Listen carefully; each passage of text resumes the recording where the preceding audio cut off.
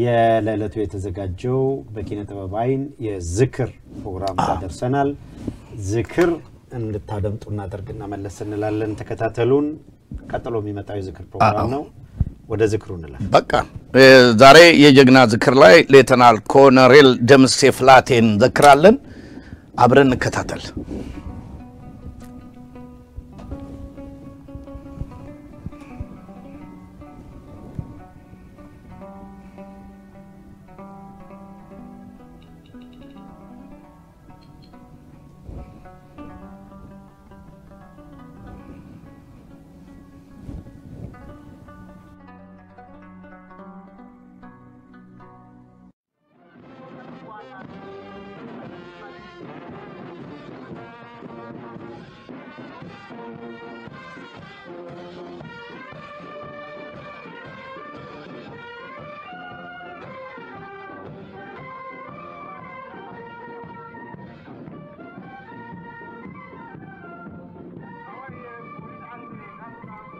በደርግ ዘመን ዕውቁ የኢኮኖሚ ሊቅ ዶክተር ሸቱ ጮሌ የትኛውም የፖለቲካ ድርጅት አባል ባይሆንም ለሀገሩ ይበጃል ያለውን በእውቀት ላይ የተመሰረተ ሙያዊ ምልከታ እንደ ግለሰብ በነጻነት በመግለጽ ይታወቃል። ታዲያ ይሄው ከጥፋት ተቆጥሮበት ያለ ፍርድ ለ6 ዓመታት ታስሮ ሲማቅቅ ከቆየ በኋላ ሲፈታ ኮሎኔል መንግስቱ ኃይለ ማርያም ቢሮአቸው አስጠርተውት እስከ ዛሬ መታሰርህን አላወቅኩም ነበር ቢሆንም እስር ቤት መቆየት ጥሩ ነው ውጪ ብትሆን ኖሮ ይሄን ሳይታወቅ ተገለል ይሆን ይችል ነበር እንዳሉት ከዚያ መልስ ለሚቀርባቸው ሰዎች ተናግሮ ነበር በዚህም የተነሳ በዘመኑ ከኮሎኔል መንግስቱ ኃይለ ማርያም በላይ የሆነ እሳቸው የማያውቁትና የማይቆጣጠሩት ገዳይና አፋኝ ቡድን ነበሩ ወይ በማለት አንዳንድ ሰዎች ይጠይቃሉ። በርግጥ የክፍለ ሀገሩን ተተነው አዲስ አበባ ከተማ ውስጥ ያኔ ለመጀመሪያ ጊዜ የተቋቋሙት ከ320 በላይ ቀበሌዎች ውስጥ በየዕለቱ ይፈጸም የነበረው እስራት አስከፊ ድብደባና ግድያ ሁሉንም ኮሎኔል መንግስቱ በቀጥታ ትእዛዝ የሚያስተላልፉበትና የሚያውቁት ነበር ብሎ መደምደም አይቻልም። ይህ ማለት ግን እሳቸው እንደ ርዕሰ ብሔርነታቸው በጊዜው ለተፈጸመው የሰብአዊ መብት ጥሰት ተጠያቂ ሊሆኑ አይገባም ማለት እንዳልሆነ አበክረን ማሳሰብ እንሻለን። ይህንን ያነሳ ነው ለምክንያት በዛሬው የጀግኖቻችን ዝክር ፕሮግራማችን በደርግ ዘመን ተራ የቀበሌና የከፍተኛ ካድሬዎች በወቅቱ ከፍተኛ ስልጣንና ኃላፊነት የነበራቸውን የመንግስት ሹሞች ሳይቀር ያለ በቂ ምክንያት የማሰር የመደብደብ የመግደል ስልጣን እንደነበራቸው ሊያሳይ የሚችል የአንድ ኢትዮጵያዊ የፖሊስ ከፍተኛ መኮንን ማንነትና የሕይወት ውጣ ውረድ ዙሪያ የተዘጋጀ ነውና እስከ መጨረሻው ድረስ አብራችሁን ትቆዩ ዘንድ በድጋሚ በማክበር እንጠይቃለን። ሌተናል ኮሎኔል ደምሴ ፍላቴ ይባላሉ። በኢትዮጵያ ፖሊስ ሰራዊት ውስጥ ከ23 ዓመታት በላይ ሲያገለግሉ በኃላፊነት ደረጃ የሰራዊቱ ምክትል ጠቅላይ አዛዥነት ድረስ ደርሰው ሀገራቸውንና ሕዝባቸውን በቅንነት አገልግለዋል። ሆኖም የተመሰከረላቸው የሥራ ሰው በመሆናቸው ሀገር ወዳድነታቸው ታታሪነታቸውና ታማኝነታቸው ግን በተደጋጋሚ ሕይወታቸውን ያልጠበቁት አደጋ ላይ ከመጣል ውጪ ያተረፈላቸው ነገር ቢኖር የህሊና ሰላማቸውንና በሚያውቋቸው ሰዎች ዘንድ እስከ ዛሬ በመልካም የሚወሳ ስማቸውን ብቻ ነው ማለት ይቻላል። ከአባታቸው አቶ ፍላቴ እንግዳና ከእናታቸው ወይዘሮ ጣይቱ ይመር በ1928 ዓመተ ምህረት በደሴ ከተማ የተወለዱት ሌተናል ኮሎኔል ደምሴ ፍላቴ የመጀመሪያና የሁለተኛ ደረጃ ትምህርታቸውን የተከታተሉት እዚያው ደሴ ከተማ ውስጥ ነበር። በማስከተልም በ1948 ዓመተ ምህረት ፖሊስ ኮሌጅ በመግባት ትምህርታቸውን በመከታተል መጋቢት 1 ቀን 1949 ዓመተ ምህረት በከፍተኛ ውጤት አጠናቀው በምክትል የመቶ አለቃነት ማዕረግ ተመረቁ። ኮሌጁም በትምህርታቸው ያስመዘገቡትን ከፍተኛ ውጤት በማየት እዚያው በመምህርነት ተቀጥረው እንዲያገለግሉ አደረገ። በፖሊስ ኮሌጅ ቆይታቸውም የወንጀል ሳይንስ እንዲሁም የትራፊክ ኢንጂነሪንግ መምህር በመሆን በብቃት ያገለገሉ ሲሆን ከዚህም በተጨማሪ በፈጥኖ ደራሽ ፖሊስ ማሰልጠኛ ሳይንሳዊ የፖሊስ የምርመራ ቴክኒኮችን፣ የመሬት አቀማመጥን፣ የካርታና የፎቶግራፍ ትምህርቶች መምህር በመሆን ዕውቀታቸውን አካፍለዋል። ከዚህም በተጨማሪ ከውጭ አገር ከመጡ ወታደራዊ አማካሪዎች ጋር በመሆንም በመላው ኢትዮጵያ እየተዘዋወሩ ለሰራዊቱ አባላት መሠረታዊ የፖሊስና ወታደራዊ ሳይንስ እንዲሁም የኮማንዶ ትምህርት ሥልጠናዎችን የሰጡ ሲሆን ከነኚህ የውጭ አገር ባለሙያዎች ጋር የተለያዩ ጥናቶችን ሰርተዋል። ኮሎኔል ደምሴ ለትምህርትና ለዕውቀት ካላቸው ከፍተኛ ፍላጎትና ትጋት የተነሳ አዲስ አበባ ንግድ ሥራ ኮሌጅ በቀኑ የትምህርት ክፍል ገብተው ለ4 ዓመታት ትምህርታቸውን በመከታተል በንግድ አስተዳደር ቢዝነስ አድሚኒስትሬሽን በአድቫንስ ዲፕሎማ ተመርቀዋል። በእንግሊዝ አገር በንግድ ሥራ ጥበብና በመዝገብ አያያዝ ትምህርታቸውንም ተከታትለዋል።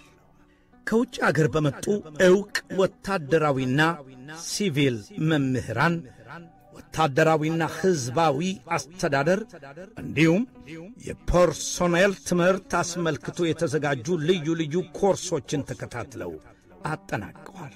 ሌተናል ኮሎኔል ደምሴ በፖሊስ ሰራዊት ውስጥ ዋና ኢንስፔክተርነት ተመድበው በሚያገለግሉበት ወቅት ለብክነት ተጋልጦ የነበረውን የሰራዊቱን የሂሳብና የንብረት አያያዝ እንዲሁም የአስተዳደር ጉለት በመመርመርና በማስተካከል የሚታወቁ ሲሆን ጥልቅ ጥናት በማድረግም ልዩ የመቆጣጠሪያና የጥንቃቄ መመሪያዎችን አዘጋጅተው በሥራ ላይ በመዋል ቀደም ሲል የነበረው የአሰራር ዝርክርክነት እንዳይደገም ማድረግ ችለዋል።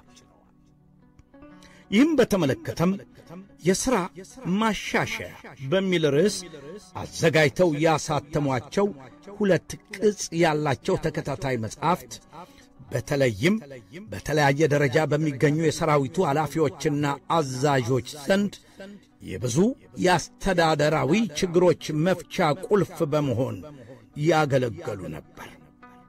ኮሎኔል ደምሴ በዚህም ሳይወሰኑ ያላቸውን የሥነ ጽሑፍ ክህሎትና ዕውቀታቸውን በመጠቀም የተለያዩ ለሀገራችንና ሕዝባችን እድገት ጠቃሚ ናቸው የሚሏቸውን ጽሑፎች እያዘጋጁ ለጋዜጦችና ለሬዲዮ ፕሮግራሞች በመላክ ለሕዝብ በማድረስ ይታወቃሉ።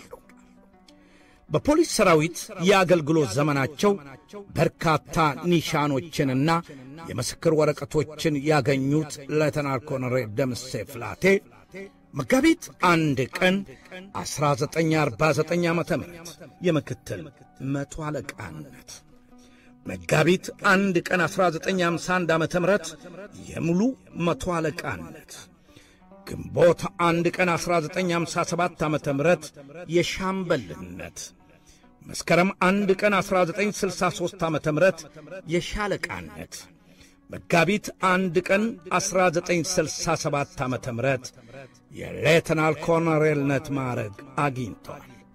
በእነኚህ ጊዜያት በፖሊስ ሰራዊት ወንጀል መከላከልና ምርመራ መምሪያ፣ በአዲስ አበባ ፖሊስ ዋና መምሪያ፣ በፖሊስ ሰራዊት ዋና መምሪያ፣ በኤርትራ ራስ ገዝ ዋና መምሪያ፣ በሸዋ አስተዳደር ዋና መምሪያ በተለያዩ ከፍተኛ የሥልጣን እርከኖች ተመድበው አገልግለዋል።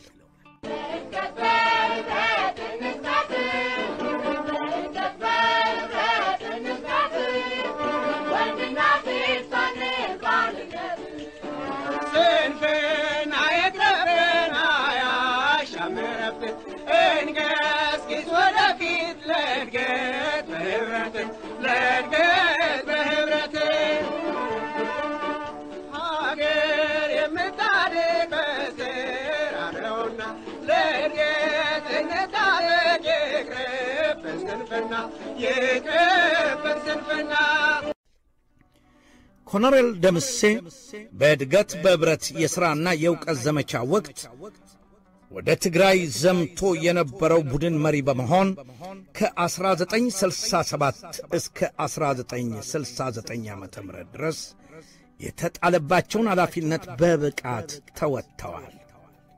ከዚያ መልስም የፖሊስ ሰራዊት ምክትል ጠቅላይ አዛዥና የጥናት ፕላንና ትምህርት መምሪያ ኃላፊ በመሆን ተሹመው ማገልገል ጀመሩ። ኮሎኔል የሕይወታቸው ምዕራፍ መመሰቃቀል የጀመረው ከግንቦት ወር 1970 ዓመተ ምህረት በኋላ ነበር ማለት ይቻላል። የሚኖሩበት በከፍተኛ 22 ቀበሌ 03 ካድሬዎች ወደ ግል ቤታቸው በመምጣት በግቢያቸው ውስጥ የሚገኝ ከዋናው ቤታቸው ጋር የተያዘ ክፍል እናከራያለን በማለት ጭቅጭቅ ጀመሩ። እሳቸውም ይህ አንድ ክፍል ቤት ከአሁን ቀደም የነበረው የቀበሌው አስተዳደር የቤቶችና ሥራ ልማት ሚኒስትር መሐንዲስ በተገኙበት ታይቶና ተለክቶ ለእሳቸው የተወሰነ መሆኑን ማስረጃውም በከፍተኛ 22 ጽሕፈት ቤት እንደሚገኝ ቢናገሩም ሰሚ ሳያገኙ የቀበሌው ሹሞች በኃይል ቤት ውስጥ ተከራይ ያስገባሉ። ከዚያም አልፈው ታደፈረን በማለት ኮሎኔል ደምሴን በጸረ አብዮተኝነት ወንጅለው እንዲታሰሩ ለከፍተኛ 22 ደብዳቤ ጽፋሉ። በወቅቱ ኮሎኔል ደምሴ አሳድገውና አስተምረው ለቁም ነገር ያበቁት አንድ የእህታቸው ልጅ ነበር። ይህ ልጅ ቀደም ሲል የኢያፓ አባል ሆኖ በመገኘቱ ተይዞ ለ4 ወራት ታስሮ ሲፈታ በወቅቱ በነበረው ሕግና ሥርዓት አልባ እርምጃ ለራሳቸውና በጉርምስና ዕድሜ ላይ ለነበሩ ልጆቻቸው በመፍራት ከቤት ያስወጡታል። በዚህ ቂም የያዘው ይኸው ልጅ ግንቦት 21 ቀን 1970 ዓመተ ምህረት ኮሎኔል ደምሴ የደበቀው መሳሪያ አለና ላሳያችሁ በማለት የታጠቁ የቀበሌና የከፍተኛው ሹሞችን እየመራ ወደ ቤታቸው መጣ። ቤታቸው ድንገት መሳሪያ በታጠቁ ሰዎች መከበቡን ያዩት ኮሎኔል ደምሰው ወጥተው መንግሥት ያስታጠቃቸውን አንድ ሽጉጥ እንዲሁም ከረጅም ዓመታት በፊት ገዝተውት በሕጋዊ መንገድ አስመዝግበው ፈቃድ ያወጡበት ኡዚ መሳሪያ አውጥተው ያሳዩአቸዋል። የቀበሌው ሹሞችም መሳሪያውን ከተቀበሏቸው በኋላ ሌላም የደበቅከው አለ እናውጣ በማለት በልጆቻቸው ፊት ክፉኛ ያንጓጠጡና የደበደቡ አሰቃዩአቸው። ወደ ቤታቸው ዘልቀው በመግባት ቢያሰሱም ምንም አይነት የጦር መሳሪያ ማግኘት ሳይችሉ ቀሩ። በመጨረሻም እያዳፉ ይዟቸው በመሄድ በ1964 ዓመተ ምህረት በፈጸመው ጥፋት ቅጣጥለውበት ከነበረው ሻለቃ ብርሃኑ ከበደ ከተሰኘ የቀይ ሽብር ሹም ፊት ወስደው አቀረቧቸው። ሰውየው አስቀድሞም ከቀበሌው ካድሬዎች ጋር ተነጋግሮ ሴራውን ሲመራ ነበርና ገና እንዳያቸው በስድብና በዘለፋ ነበር የተቀበላቸው።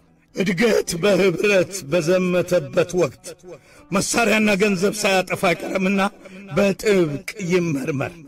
መቶ አለቃ ስዩም የሚባል ትምህርት ክፍል የሚሠራ መኮንን ወደ ውጭ ሀገር ለትምህርት እንዲሄድ ካሁን ቀደም ስንጽፍ ለማስተናገድ የመንግሥት ገንዘብ አጥፍቷል ብሎ ወንጅሎታልና አሻጥሩ እንዲመረመር የፖለቲካ አቋሙና የመደብ ጀርባውን የሚያጠኑ ካድሬዎች እልክላቸዋለሁና ምርመራው ይጀመር፣ ከዚያ በኋላ ይመታል ሲል ሻለቃ ብርሃኑ እሳቸውም እየሰሙ የሞት ውሳኔ አሳለፈባቸው።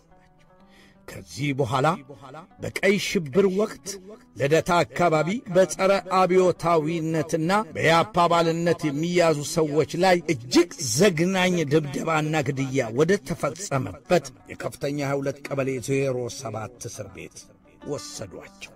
ከሰተና መቶ አለቃ ደስታ የተሰኙ ካድሬዎችም በገመድ ወደ ላይ ዘግዝቀው አንጠልጥለዋቸው ራሳቸውን እስኪስቱ ድረስ ውስጥ እግራቸው ፈነዳርቶ በቁማቸው እስኪተላ ድረስ እየገረፉ አሰቃዩአቸው።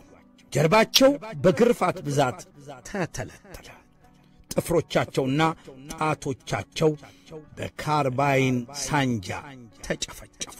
በመጨረሻም ከሚደርስባቸው ዘግናኝ ድብደባ ፋታ ባገኝ ብለው ፈቃድና ሕጋዊ ሰነድ ያላቸው መንግሥት ያስታጠቃቸውን መሳሪያ ሳይቀር የኔ ነው ብለው ለመፈረም ተገደዱ። ይህን ተከትሎም የቀበሌ 03ና የከፍተኛ 22 ሹሞች ካሁን ቀደም የመንግሥትና የሰራዊቱን ሀብትና ገንዘብ ያለ አግባብ አብክነዋል በሚል እንዲቀጡ ካደረጓቸው ከመቶ አለቃ ስዩምና ከሌሎችም ጋር በማሴር በጸረ አብዮታዊነት ፈርጀው እንዲገደሉ ወሰኑባቸው። እነኚህ ካድሬዎች በዚህም ሳይወሰኑ ልጆቻቸውን በኃይል አስፈራርተው ቤታቸው በመግባትም ኮሎኔል ደምሴ በሰራዊቱ ውስጥ በተለያየ ጊዜ የሂሳብ ምርመራ ያደረጉባቸውን ሰነዶችና ማስረጃዎች ጭምር የያዘ ትልቅ ቦርሳ ወሰዱ።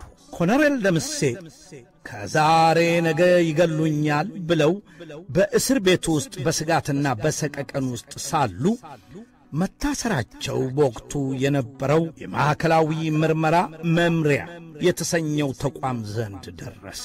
ከዚህ በኋላ የምርመራ መምሪያው በሳቸው ጉዳይ ጣልቃ ገብቶ ቢያንስ ሕይወታቸው ሊተርፍ ቻለ። በመጨረሻ በሳቸው እጅም ሆነ በመንግሥት ቢሮ የሚገኘውን ፈቃድ የሚመለከትና የሚመረምር አካል ባለመኖሩ መሳሪያ በመደበቅ በሚል እጃቸው ከተያዘበት ጊዜ አንስቶ በ1 ዓመት እስራት እንዲቀጡ ተወስኖባቸው ከርቸሌ ወረዱ። ሆኖም አብዛኛውን ጊዜ ቀደም ሲል በእስር አሳልፈው ነበርና የቀራቸው የፍርድ ጊዜ አጭር ነበር። ኮሎኔል ደምሴ ግንቦት 8 ቀን 1971 ዓመተ ምህረት እስር ቤት ሳሉ በጻፉት ማስታወሻ ላይ ይገኝበታል። እንደ ተፈረደብኝ ያወቅኩት የካቲት 28 ቀን ሲሆን እስከዚያች ቀን ድረስ ሐሳቤን ለመሰብሰብ እቸገር ነበር። እስረኛ ያውም ያልተፈረደበት እስረኛ ከእንስሳ ተለይቶ አይታይም። አንድ ጊዜ ጥሩ ሲያስብ ወዲያው ደግሞ በመጥፎ ሐሳብና በውዥንብር ሲዋጥ ሌላ ጊዜ የአውሬነት ጠባይ ያሳያል። ከተፈረደብኝ በኋላ አቅሌን መሰብሰብ ቢጀምርም መቼ ነው የምፈታው በሚል ሰዓቱ፣ ቀኑ፣ ወራቱ የዓመታት ያህል ይረዝምብኛል። በሌላ በኩል ደግሞ ስፈታ የት ነው የምገባው? ኑሮዬንስ እንዴት ነው እንደገና የምመሰርተው? እንዴት ሆኜ ቤተሰቦቼን እቀርባለሁ? ይህን ያህል ጊዜ የተንኰታኰተው ቤቴን፣ ትዳሬን፣ ኑሮዬን እንዴት አድርጌ መልሼ አቃናለሁ በማለት አወጣለሁ አወርዳለሁ። በሌላ በኩል ደግሞ ያለ አግባብ ከጠላቶቼ ጋር አሲረው በተንኰልና በምቀኝነት ተነሳስተው ለዚህ መከራ የዳረጉኝ የቀበሌ ሹሞች ጋር ከእንግዲህ እንዴት ተስማምቼ መኖር እንደምችል ሳስበው ዙሪያ ገባው ጨለማ ይሆንብኛል ሲሉ በማስታወሻቸው ከትበዋል። ሌተናል ኮሎኔል ደምሴ ይህ ሁሉ ለማመን የሚከብድ በደል ሲፈጸምባቸው የፖሊስ ሰራዊት ረዳት ጠቅላይ አዛዥና የትምህርት የጥናትና የፕላን መምሪያ ኃላፊ ነበሩ። ታዲያ የነበራቸው ከፍተኛ ሥልጣንና የኃላፊነት ደረጃ ከተራ የቀበሌ ካድሬዎች እጅ ሊያስጥላቸው አልቻለም። አዎ በሳቸው ላይ የደረሰው በደል ብቻ የቀበሌ ሹሞች አንድን የሀገሪቱ ፖሊስ ምክትል ጠቅላይ አዛዥ የሆነ ሰው ቤት ጭምር ሰብረው በመግባት በሐሰት ወንጅለው አፍነው መውሰድ፣ መደብደብ፣ ማሰር እንዲሁም መግደል የሚያስችል በሕግ ያልተገደበ ሥልጣን እንደነበራቸው የሚያረጋግጥ ነው። ኮሎኔል ከስር ሲፈቱ በስቃይና መከራ የዳረጋቸው ተባብረው በማሴር እሳቸውን ለእስር የዳረጓቸው ጠላቶቻቸው የቀይ ሽብሩ ጎርፍ ጠራርጎ ወስዷቸው ነው የጠበቃቸው። ብዙዎቹ በስውር በጸረ አብዮታዊነት ሲንቀሳቀሱ ተገኝተዋል በሚል እርምጃ ተወስዶባቸው ነበር። የቀሩትም መገኛቸው እስር ቤት ነበር።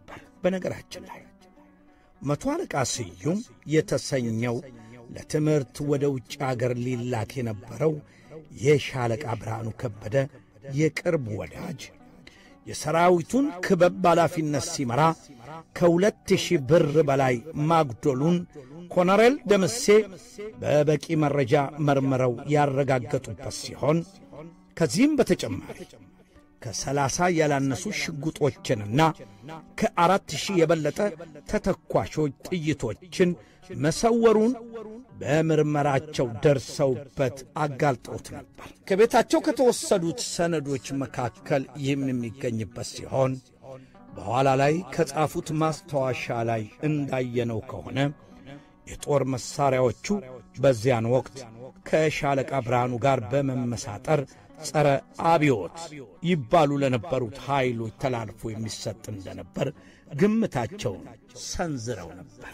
ኮሎኔል ደምሴ ከእስር ከተፈቱ በኋላ በአጭር ጊዜ ወደ ሥራቸው መመለስ ባለመቻላቸው ከቤተሰቦቻቸው ጋር በጣም ተቸገሩ።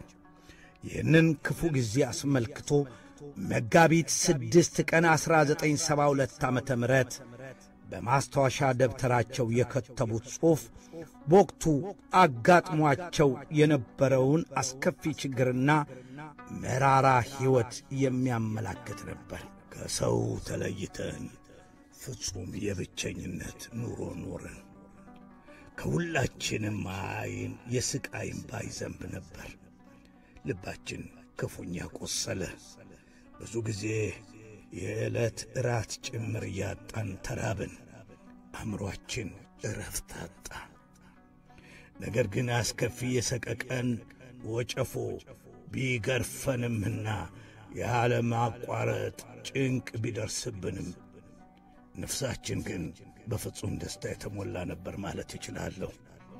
የዚህች ዓለምን ነገር ችላ ብለን በመንፈስ ከእግዚአብሔር ጋር ነበርን። በዚህም የተነሣ የፈጣሪ መለኮታዊ ኃይልና ዓላማ የማንም አእምሮ ሊረዳው ከሚችለው በላይ መሆኑን መገንዘብ ቻልን። መላ እኔነቴ በእጁ የሆነውን አምላኬን ምንጊዜም አመሰግነዋለሁ ሲሉ በማስታወሻቸው አኑረዋል። ይህችም ማስታወሻ ከጻፉ ከቀናት በኋላ ለትራንስፖርትና መገናኛ ሚኒስቴር ያስገቡት የሥራ ማመልከቻ ተቀባይነት አግኝቶ ከሚያዝያ 1 ቀን 1972 ዓመተ ምህረት ጀምሮ የባህር ትራንስፖርት ባለስልጣን የአሰብ ወደብ አስተዳዳሪ ኃላፊ ሆነው ተመደቡ። ከወራት በኋላም ወደ ምጽዋ ተዛውረው የባህር ትራንስፖርት ባለስልጣን የአስተዳደር ክፍል ኃላፊ በመሆን ማገልገል ቀጠሉ። በመጨረሻም ወደ አዲስ አበባ ተዛውረው በመስራት ላይ ሳሉ መስከረም 7 ቀን 1983 ዓመተ ምህረት አንድ ደብዳቤ ደረሳቸው። ደብዳቤው እንዲህ ይላል። ለሌተናል ኮሎኔል ደምሴ ፍላቴ ስለ ዳግም ዘማቾች ሁለተኛ ዙር ክተት በጡረታና በተለያዩ ምክንያቶች ከሰራዊቱ የተገለሉ ወደ ሌላ መስሪያ ቤት የተዛወሩና ሌሎችም የውጊያ ልምድ ያላቸው እንዲመዘገቡና እንዲመለመሉ የመንግስት ምክር ቤት ጥሪ ማውጣቱ ይታወሳል። አሁንም ለሁለተኛ ዙር ከተፈለጉት ውስጥ እርሶ አዲስ አበባ ጃል ሜዳ ለቀጠና 4 አብዮታዊ ዘመቻ ማዕከል እንድታመለክቱ በጥብቅ እናስታውቃለን። ኢትዮጵያ ተቅደም አበበ ምናሉ የአስተዳደር መምሪያ ምክትል ኃላፊ። ኮሎኔል ደምሴ ፍላቴም ይህንኑ የእናት አገር ጥሪ ተቀብለው የተሰጣቸውን ተልኮ ለመወጣት ወደ ኤርትራ ቀኑ።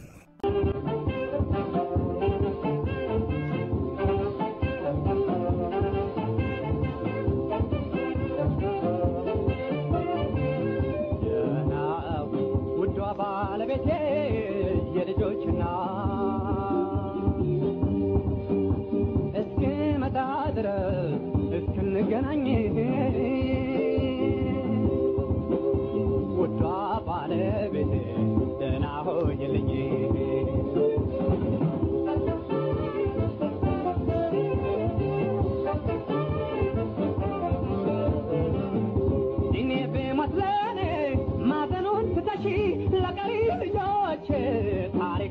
አውርሽ ብለው ቢጠይቁሽ አባታችን የታል ለአገሩ ሲዋጋ ለደንበሩ ሞቷል እድሜያቸው ከፍ ሲል ለአቅመ አዳም ሲደርሱ ገልጸሽ ንገሪያቸው ታሪክን ይውረሱ ታሪክን ይውረሱ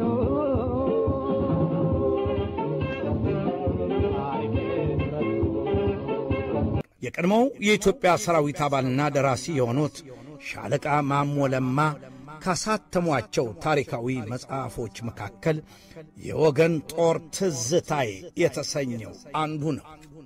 ሻለቃ በዚሁ 497 ገጾች ባሉት መጽሐፋቸው ከገጽ 471 እስከ 473 በኤርትራ የነበረው የኢትዮጵያ ሰራዊት በመጨረሻዎቹ ቀናት ያሳለፈውን እጅግ አሳዛኝ ሁናቴ ሲጠቅሱ እንዲህ ብለዋል። ጠላት ወደ አስመራ ከተማ በተቃረበ ቁጥር የኛ ወደ ከረን አቅጣጫ የማፈግፈግ ዕድላችን ተዘጋ። ይህም በመሆኑ ነገሮች ሁሉ ከቁጥጥር ውጭ መሆናቸውን ስንረዳ ወደ ምዕራብ አቅጣጫ የእግር ጉዟችንን ተያዝ ነው። ወይና ደጋውን ክፍል ጨርሰን ቁልቁለቱ ወደ በረሃው ስንወርድ መቀመቄ መግባት ያህል ሆነብን። በዚህ አይነት ጉዟችን በድንገት ቢጀመርም ስርዓት ያለውና ተስፋ ሰጪም ነበረ። ከብዙ ሰዓታት አድካሚና የጥድፊያ ጉዞ በኋላ ገርገር የተሰኘው በረሃው ስንገባ ወበቁን ከምንም ሳንቆጥር ጉዞአችንን በመቀጠላችን ከላይ እሳት የምትተፋ የምትመስለው ፀሐይና የጋለው ምድር ስጋችንን አገንፍሎ ሊጠብሰው ተቃረበ።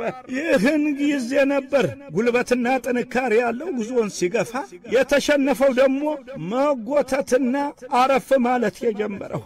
ጠላት በዛ አቅጣጫ ተከትሎ እንደማይመጣ የተረጋገጠ ሲሆን ጥድፊያውና ጥረቱ ግን ከአስመራ ወደ ከረን ያፈገፈገውን የወገን ዋና ኃይል ወደ ሰሜን ታጥፎ አቆርዳት አካባቢ አግኝቶ ለመቀላቀል ነበር። የሰራዊቱን አመራር ሰጪዎች ጦሩን ለማስተባበር ብዙ ጥረት ቢያደርጉ አብዛኛው ሰራዊት ከጦር ክፍሉ የተለየ በተናጠል ስለሚጓዝና ቀደም ብሎ ጉዞን የጀመረውና ከኛ ጋር የደረሰው መለየት ስላዳገተ ነገሩ ሁሉ መመሰቃቀል ያዘ። ቀኑን ሙሉ ስንጓዝ ውለን ሲመሽም ጉዞ በመቀጠሉ እንደው የሚቀራረብ ሰው ካልሆነ የአብዛኛው ሰው ጉዞ በነፍስ ወከፍና በተነጣጠለ መልክ መሆኑ አበረታች አልነበረም። በመሃሉ እየታረፈ ሌሊቱን ስንጓዝ አደርንና ሲነጋ ጉዞን ቀጠልን። በዚህ ቀን የገርገር በረሃ ሙቀት ይበልጥ ጨመረና ጉዞውን ፍጹም የማይቻል አደረገው። ይህም በመሆኑ እያንዳንዱ ሰው እጅግ በጣም አስፈላጊ ከሆኑ ነገሮች በስተቀር ትጥቁንም ሆነ ልብሱን ቀንሶ ጥሏል። በመጀመሪያው ቀን ጉዞ ምን ያህል ሰው ተንጠባጥቦ እንደቀረ ማወቅ ባይቻልም በሁለተኛው ቀን ግን በረሃው የሚበላው ሰው በየቁጥቋጦና በየዛፉ ስር ተዘርቶ ማየት አስቸጋሪ አልነበረም። በፀሐዩ ብርታት እስትሮክ የሚገለው ሰውና በውሃ ጦት ላንቃው ተጣብቆ የሚወድቀው ተነስቶ መሄድ እያቃተው በዛው ይቀራል። ይህ ብቻም አልነበረም። በሁለተኛው ቀን ጉዞ ብዙ የሰራዊቱ አባላት ተስፋ በመቁረጥ በየቁጥቋጦው ስር ጠጋ ብለው ራሳቸውን በራሳቸው ያጠፋሉ። ይህን በመሰለ የጣረ ሞት ጉዞ ላይ እንደዚህ አይነት አሰቃቂ ነገርን ሲያዩ የተረፈ ጉልበት ኖሮ እንኳን መጓዝ ብቻ መንፈስ ግን ይረታልና በርቀት የወደቀ ነገር ስናይ የሞተ ሰው ሊሆን ስለሚችል አቅጣጫችንን በመለጠጥና ፊታችንን ወደዛ ባለማዞር እናልፈው ነበር። በሶስተኛው ቀን ከበረሃው ተርፎ ጉዞ ከቀጠለው ሰራዊት ውስጥ እንኳንስ መሳሪያና ትጥቅ የያዘ ልብስም በተገቢው መልክ የለበሰ በጣም አነስተኛ ነበር። ወደፊት ምን እንደሚገጥም ባይታወቅም ትንፋሽ እስካለ ድረስና እግር ቆሞ መሄድ እስከቻለ ድረስ ጉዞን ቀጥለናል። ሆኖም ግን ለሕይወት ሱሱነት ይዞን እንጂ ከዛ ቦታ በሕይወት ወጥተን ከወገን እንቀላቀላለን የሚለው ተስፋችን ተሟጦ ነበር። በሶስተኛው ቀን አንዳንድ ዘላኖች የሚኖሩበት አካባቢ ደረስንና ለከንፈር ማርጠቢያ ውሃ አግኝተን ይህም ትንሽ ጉልበት ሰጥቶን ጉዟችንን ቀጠልን። ገርገር በረሃን አቋርጦ ለማለፍ ከሞከረው ሰራዊት ውስጥ ከአንድ አራተኛ በላይ የሚሆነው ኃይል በበረሃው ተበልቶ ሲቀር ጠንክሮ ከወጣው ውስጥ ተስፋ በመቁረጥ ራሱን ከመግደል አልፎ ጓደኛ ለጓደኛ እየተመካከረ በየዛፉ ስር ፊት ለፊት ተቀምጦ በመገዳደል ይህንን የመከራና ስቃይ ዓለም ለአንዴና ለመጨረሻ ጊዜ ይለየዋል። አዎ የገርገር በረሃ ንዳድ እንደ ሰም አቅልጦ ካስቀራቸው የሀገራችን የቁርጥ ቀን ልጆች መካከል አንዱ ሌተናል ኮሎኔል ደምሴ ፍላቴ ይገኙበታል። ያረፉትም ግንቦት 18 ቀን 1983 ዓመተ ምህረት ሲሆን ይህም ታምር በሚመስል መልኩ ከዚህ በኋላም ቢሆን ሰራዊቱ የገጠመውን አደጋ ተቋቁሞ በሕይወት በተረፈ አጠገባቸው በነበረ የሰራዊቱ አባል ተረጋግጧል። ኮሎኔል ደምሴ ከዚህ ዓለም በሞት የተለዩት በተወለዱ በ55 ዓመታቸው ሲሆን የወንድ ልጅ እናት ታጠቂ በገመድ ልጅሽን አሞራ እንጂ አይቀብረውም ዘመድ እንደሚባለው አስክሬናቸው እንኳን በአግባቡ አፈር ሳይለብስ መቅረቱ በተለይ ለወላጅ እናታቸው ልጆቻቸውና ወዳጅ ዘመዶቻቸው ሐዘናቸውን መሪር አድርጎት ነበር። ሌተናል ኮሎኔል ደምሴ ፍላቴ በሕይወት ሳሉ ከአካባቢያቸው ማኅበረሰብ ጋር ያላቸው ቀረቤታና ወዳጅነት ከፍተኛ ነበረ። በዚህም የተነሣ ምንም እንኳን የሥራቸው ጠባይ ዕረፍት የማይሰጥ ቢሆንም በአካባቢያቸው የሚገኘው ይህ ቅዱስ ዮሐንስ የሕዝብ ትምህርት ቤት ሊቀመንበርነት ተመርጠው ያለምንም ክፍያ በቅንነትና በታማኝነት አገልግለዋል። የነበራቸውን ሰው ወዳድነት፣ ደግነትና ቅንነት በማስታወስ ዛሬም በአካባቢው የሚኖሩ የሚያውቋቸው የልደታ ነዋሪዎች ግን ሁሌም ስማቸውን በመልካም ያወሳሉ። ያፈሯቸው 3 ሴትና 1 ወንድ ልጆቻቸው እሳቸው መጀመሪያ በግፍ ሲታሰሩ ለሕይወታቸው በመስጋት ወደ ውጭ አገር ተሰደው ኑሯቸውን በባዕድ አገር ከመሠረቱ ብዙ ዓመታት ተቆጥረዋል። ሆኖም ይኖሩበት የነበረው ቤታቸው በሕግ የመንገዱ ስም ጸድቆ ጎዳና ላይ ባይለጠፍበትም ዛሬም ስማቸው ለአካባቢው ሕዝብ እንደ ትልቅ ምልክት ያገለግላል።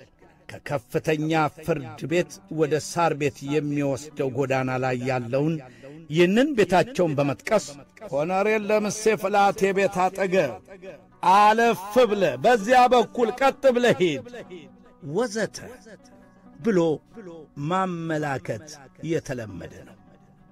ለኚህ ዕድሜያቸውን ሙሉ በቅንነትና በጀግንነት ወገናቸውን ሲያገለግሉ ኖረው መጨረሻ ላይ ሕይወታቸውን ጭምር የከፈሉ ታላቅ የሀገር ባለውለታ ቋሚ መጠሪያቸው ይሆን ዘንድ ይህንኑ ቤታቸው የሚገኝበትን ትልቅ መንገድ ማኅበረሰቡ ሌተናል ኮሎኔል ደምሴ ፍላቴ ጎዳና ተብሎ ይሰየም ዘንድ የበኩሉን ጥረት እንዲያደርግ በማክበር እንጠይቃለን። እግዚአብሔር አምላክ የኮሎኔል ደምሴ ፍላቴን ነፍስ ከደጋጎቹ ጋር በአጸደ ገነት ያኑርልን። አሜን። አዘጋጅተን ያቀረብንላችሁ ጋዜጠኛ ቅዱስ ሀብት በላቸውና እኔም አርቲስት ሽመልስ አበራ ጆሮ ነን። ቸርን ሰንብት።